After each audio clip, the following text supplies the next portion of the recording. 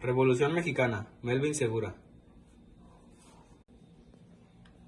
Porfirio Díaz, quien era el presidente de México, obtuvo en su presidencia varias innovaciones modernas, pero a pesar de todo eso, el rumbo de México fue definido gracias a sus injusticias y desigualdades.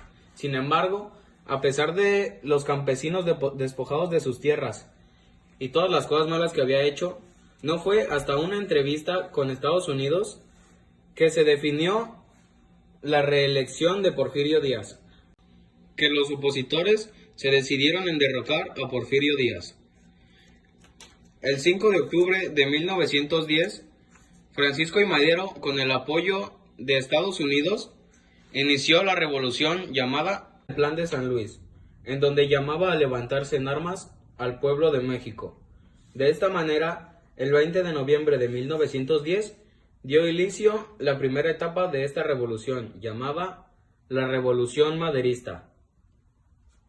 Mientras tanto, desde el norte, Pancho Villa fue a combatir las posiciones del Ejército Federal. Mientras tanto, Emiliano Zapata, junto con sus rebeldes, comenzaron ataques contra el gobierno desde el sur. En 1911, debido a la presión, Porfirio Díaz decidió exiliarse en Francia, dejando así la silla presidencial, por lo cual Madero fue electo como presidente. A pesar de que el gobierno de Madero empezó bien, al alcanzar un alto nivel de popularidad, en las elecciones de 1910 Madero fue encarcelado por el gobierno de San Luis Potosí. El 28 de noviembre de 1912 se creó el Plan de Ayala contra Francisco, como traición al pueblo. Mientras tanto, el gobierno de Estados Unidos dejó de apoyar a Madero, ya que podía afectar sus negocios entre Estados Unidos y México.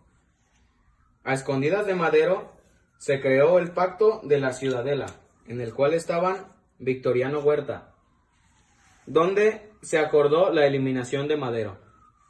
Victoriano Huerta realizó un golpe de estado, llamado la Decena Trágica, y para el 22 de febrero, 4 días después del Pacto de la Ciudadela, Madero fue asesinado, dejando en el poder a Victoriano Huerta. Para el 26 de marzo de 1913, Venustiano Carranza creó el Plan de Guadalupe, pero mientras tanto en el sur de México, el Ejército Liberador, el cual era liderado por Emiliano Zapata, seguía combatiendo contra la División del Norte de Pancho Villa. Y con el Ejército del Noreste, por Álvaro Obregón, comenzó la Revolución Constitucionalista. Pero mientras avanzaban, Estados Unidos dejó de apoyar a Victoriano Huerta. Por lo tanto, Huerta decidió exiliarse en España,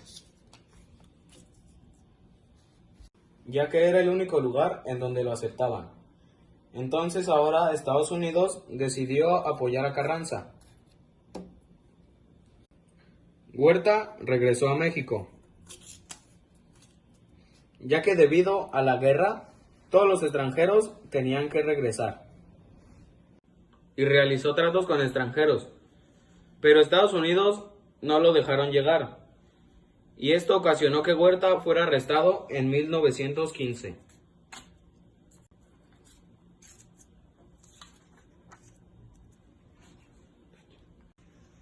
Por autoridades estadounidenses por tratar de negociar con espías alemanes en el macro de la Primera Guerra Mundial. En agosto, Venustiano Carranza tomó el mando y fue electo como presidente el 10 de octubre de 1914. Los 4 líderes se juntaron en la Convención de Aguascalientes, pero gracias a la rivalidad entre Carranza y Villa, se separó en 2 bandos, y como Carranza salió del puesto de presidente, dejó a Eulabio Gutiérrez. Venustiano Carranza convocó un congreso en Querétaro, para así promulgar la Constitución de 1917, y prefirió alejarse de su antiguo aliado. Carranza mató el 17 de noviembre a Emiliano Zapata.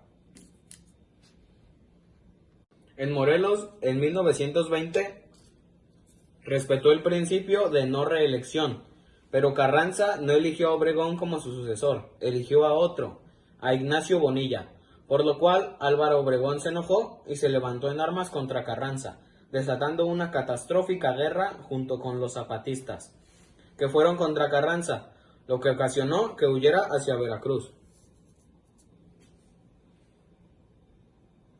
Pero durante el trayecto murió el 21 de junio en Alcalampongo, Puebla, dejando como presidente a Álvaro Obregón.